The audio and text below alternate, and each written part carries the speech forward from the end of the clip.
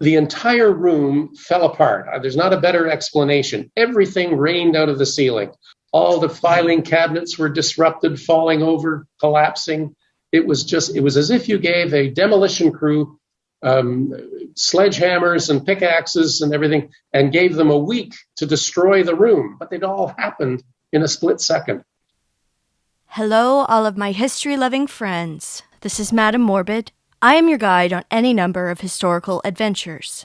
I invite you to travel in your mind back 23 years ago. For those of you too young to remember life before, the world was so different. Here are a few of the news stories that were on the front page of the New York Times in the days leading up to that Tuesday. There was a major scandal in the world of Little League Baseball when it was discovered that the pitcher of the New York City Little League was 14 years old, not 12. Television executives are debating whether or not to let a character from The West Wing take the Lord's name in vain in a cuss word. Hewlett-Packard and Compaq announced that they will be merging. There's a crisis in France. Vineyards have too many grapes and not enough people to harvest them. Mexican President Vicente Fox visited President Bush in the White House and encouraged him to resolve the legal status of undocumented immigrants.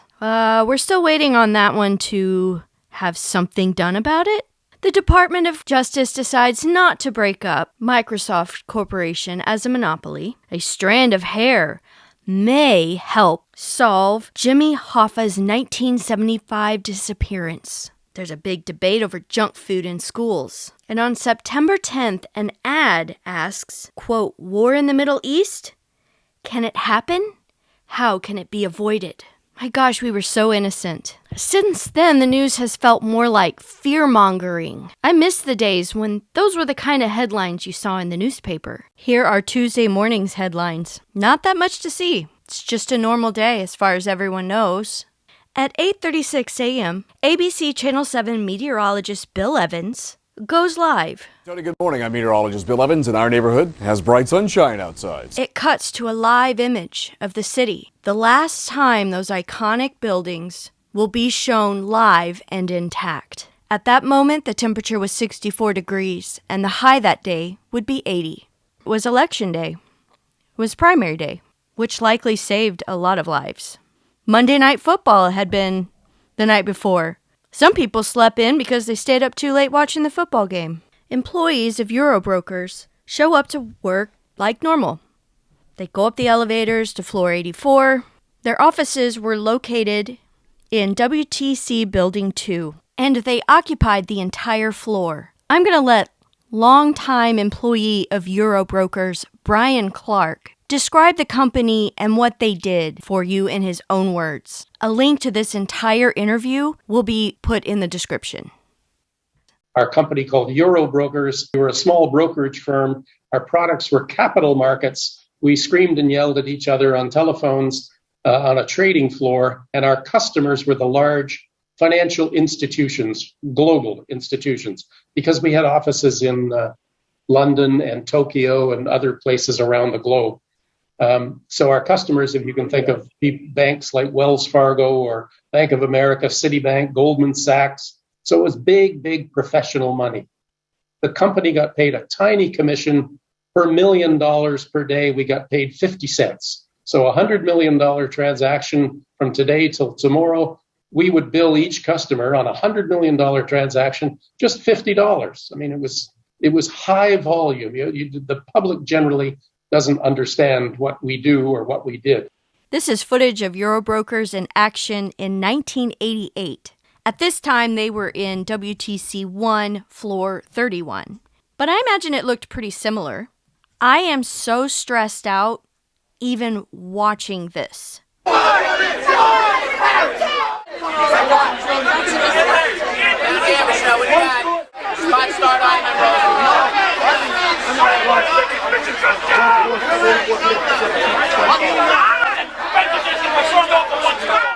People start doing all that normal morning stuff.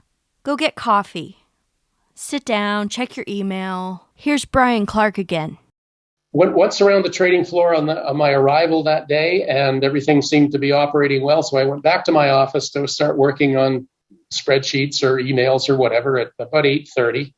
And 15 minutes later, I was sitting typing at my keyboard in the southwest corner when at 8:46 there was this loud boom, boom, a double explosion, and my head jerked upward because the lights buzzed above me. What was that? And then my peripheral vision caught something behind me, and I just spun around in my chair, and against the glass on the west wall, right against the glass, 84 floors in the air, swirling flames, a bright glare. It dissipated after 2 or 3 seconds, and out in the airspace, 84 floors in the air, papers, just singed papers, washing in the air. A sort of a strange sight. What the heck is this? What I thought had happened incorrectly, this isn't what happened, but what I thought had happened was that a construction worker, maybe up on the 86th floor, 85th floor above me, had hit a gas line, a welder had hit a gas line, and the explosion or the flames had spilled out the building and fell past my window. That's not what happened. Brian Clark was a volunteer fire marshal. He gathered up his whistle, he got a flashlight, and he began directing people to the stairways. He said he got it down to there were only about 25 people left, when all of a sudden, overhead, there started to be an announcement telling everybody that everything was fine, the problem is next door, go back to your offices. And he said people started coming back. And knowing that an event of this magnitude would definitely be on the news, lots of people called family to say, I'm fine, it's next door. They're saying it was a small aircraft. There's nothing to be concerned about. I'm okay. Unfortunately, only a few minutes later, the same thing happened. By 9:03, Brian Clark returned to his office in the southwest corner, and his description of what happened next is so powerful. The entire room fell apart. There's not a better explanation. Everything rained out of the ceiling. The ceiling grid, of course, collapsed, but air conditioning ducts, lights, speakers, everything just rained down on Bobby Call and me. And he and I immediately went into like a middle linebacker, athletic, get-ready stance, to sort of gain our balance and protect ourselves from everything coming out of the ceiling. As a brokerage firm, everything was on a raised floor, 6-inch pedestals, 2x2 concrete tiles up on these pedestals. All of that went out of square. I saw a wall tear at a jagged angle. All the filing cabinets were disrupted, falling over, collapsing. It was as if you gave a demolition crew sledgehammers and pickaxes and everything and gave them a week to destroy the room. But it all happened in a split second. The air was filled with construction dust. There was no flames, no black smoke from fire, anything like that. Just this gritty construction dust. Electricity off, light streaming in, sunlight streaming in from the windows, but just this darkness. And then, that all happened in 1 second. And then for the next 10 seconds was the only time in the day that I was afraid, that I felt like I wasn't in control of events. Because for 5 seconds, the first 5 of those 10 seconds, whether this happened or not, I don't know, but the sensation was that the whole building swayed 6 to 8 feet. I know that sounds extraordinary. It felt like it was swaying to the west, that it was going to fall over, if you like. 6 to 8 feet it went to the west. It stopped, and for 5 seconds it slowly came back to vertical. And there was this loud creaking noise as then the steel went into square, and there was sort of this noticeable hop. Calmly reached in my pocket for the flashlight, turned it on, shone it around this gritty, dusty room, chalky atmosphere, if you like, and I led Bobby Call and 5 or 6 other people out of that west side trading floor into the hallway. Brian said he had 3 choices. To his right was Stairway C, straight ahead of him was Stairway B, and on his left was Stairway A. He said his first instinct was to head toward Stairway C, but an unknown force nudged him to go left instead. Stairway A was the only open stairway to survive the entire day. but only 4 people, including Brian, found it. Many probably could not get to it. Of course, no one knew it was open. Some chose to go up instead of down. Choices people made often decided whether they made it or not. Brian had absolutely no idea what had happened. He said he had stayed because of his fire warden duties. But on the trading floor, on the east side of the building, many people stayed simply to keep working. He said the market was extremely volatile at the time. The country was headed toward recession. And since what happened seemed to be next door, they felt safe staying. They thought they were doing the right thing for their customers. And so, upon impact, from floor 78 to 84, the right wing went right through Eurobroker's east trading floor. At least 50 Eurobroker's employees were instantly gone. But because it was so far east and off-center, it allowed some people to survive on the west side of the building and get down to the ground. Unfortunately, there were people in an office that Brian didn't know about who could not get out of that office. Phones weren't working. Not landlines, not cell phones, nothing. And of course, cell phones at this time were extremely primitive. Cell phones didn't even take pictures. You couldn't look up news on your phone and find out what's happening. Nobody in those buildings had any clue what was going on. Their family at home knew more than they did being right there when it was happening.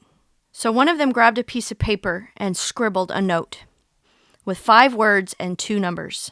84th floor, West office, 12 people trapped. It's theorized that they then used something to break a window. Maybe they hit it with a chair. The note's author may have cut themselves in the process of breaking this window, because as they allowed the wind to take it, they got a bloody fingerprint on the note. When I think of this note flying through the air, I envision the opening sequence of Forrest Gump, following the journey of that feather in the air as it dances, swirling, floating, drifting. One of thousands of pieces of paper soaring through the skies. They were headed in the direction of Brooklyn. These papers were all over the streets in that neighborhood. But this one didn't go that far. It drifted down 3 to 4 blocks away near the Federal Reserve Bank. According to the museum placard where this item is displayed, it says a woman fleeing the scene found the note. The fact that it was found at all is astonishing to me. Did she see it when it was still floating in the air and see the writing on it? Did it just happen to land with the writing facing the sky? What must the person who found this have felt? It must have been like finding a message in a bottle. She picked it up and she took it to somebody who looked like they had authority and could get directly in touch with first responders, which happened to be a Federal Reserve Bank security guard. This would have been around 9:55 to 9:58, because news articles say that as the guard put his hand on the radio to call in the message, the rumble began. And of course, at that point, there was no reason to send that message on. And this piece of paper stayed at the Federal Reserve for 10 years, safely stored. In 2011, the memorial and museum was well on its way to opening its doors. And people at the Federal Reserve got this out and approached museum staff. We've got this. This is significant, and we'd like you to have it. Staff were instantly drawn to the brown stain. It looked like blood. Could it be possible to figure out who wrote this letter by DNA testing that stain? The note was sent to the medical examiner for DNA testing. They tested the brown smudge and found out it was indeed a blood sample. Just as they did with anything that was found, the sample was tested and identification of the author was made. In 2011, a mere days away from the 10th anniversary, Denise Scott's phone rang. The caller introduced herself as Dr. Barbara Butcher, Chief of Staff and Director of Forensic Investigations at the Medical Examiner's Office. Dr. Butcher is who gave you a call if they ever found anything. So her obvious thought was that a fragment had been discovered. But Barbara told her, no, we have not found a fragment. We have found a document. And at those words, Denise began to cry. She and her 3 daughters had always believed that their beloved father and husband had died on impact, and this note proved that they were wrong.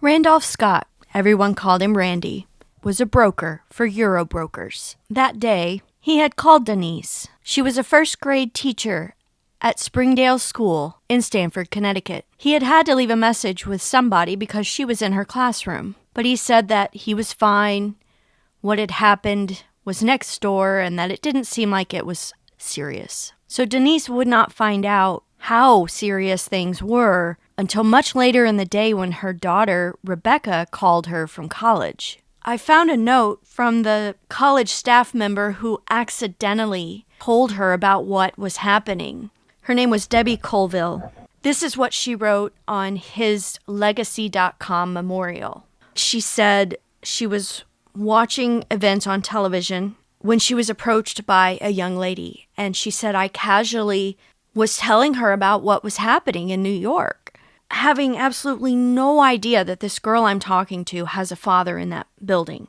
When she found out, she said, quote, my heart broke. I offered to walk her back to her room, but ever so bravely she left on her own. I have never forgotten that day, Rebecca or Randy. It was the worst day in her life, and I couldn't help her. 10 years later, I think of them every anniversary. Denise lived in Stamford, Connecticut. As she journeyed to New York to view the letter, she took her husband's best friend with her. And they both said when looking at it, they didn't need a DNA test to tell them that Randy had written the note. They both recognized his handwriting. Randy was 48 years old. He was a fun and funny person. When he first took his wife on a date, they saw a Broadway show, they went to a nice restaurant, and then later they went out for cheesecake. Denise said, as I was cutting the cheesecake, he looked at me and said, I'm never getting married, you know. He had this motorcycle he absolutely cherished. And 2 years later, when he decided he wanted to ask Denise to be his wife, he sold that motorcycle so he could buy her a ring. 20 years after that, in 1999, in recognition of this sacrifice he had made to get her a ring, Denise bought him a motorcycle. And he loved it so much. When they went on a vacation to Canada, instead of riding in the van with the family, he decided to trail behind, freezing his butt off on his motorcycle. They had 3 daughters, Rebecca, Alexandra, and Jessica, ranging in age from 22 to 12. The older daughters had boyfriends, and they called him Big Randy. He was such a fun, lovable guy that people couldn't believe it when they found out he was 48 years old. The museum asked Denise for her permission to display the note. Denise said, yes, absolutely, you can do that, but please let me tell my daughters about it before you do. It took her a year to get the courage to tell them. The youngest was still in college, and she wanted to wait for her to finish because she knew this news might be upsetting. Finally, she got them all together. She told them that a note had been found and that it had been linked to their father. She showed it to them, and the oldest in particular recognized her father's handwriting. There was no denying it. As painful as it was, their father had undoubtedly survived, at least for a time. He had felt fear, he had been trapped, and thinking he had been spared that had comforted the family for years. This changed everything they had ever believed. But at the same time, he had fought to the end and he had tried to save them all, doing the only thing that they could think of to do. And the fact that the note had been identified at all was so miraculous. It had gone out a window, it had landed on the ground, it had been handled by multiple people over a 10-year period, and yet they had been able to match it. Randolph Scott's note can be seen at the memorial and museum, a reminder of the human cost of this day, a reminder of the wonderful people society was robbed of, a reminder of the fight so many people made that day. Thank you so much for joining me today. I just had to share this story of this brave person who stood up for himself and his colleagues, trying to get them help. One of thousands of stories that are meant to be told. For more stories like this, please subscribe to my channel. Please hit like to help people see it. And I would appreciate any support you could give to help me to keep telling stories like this. I will see you all next time.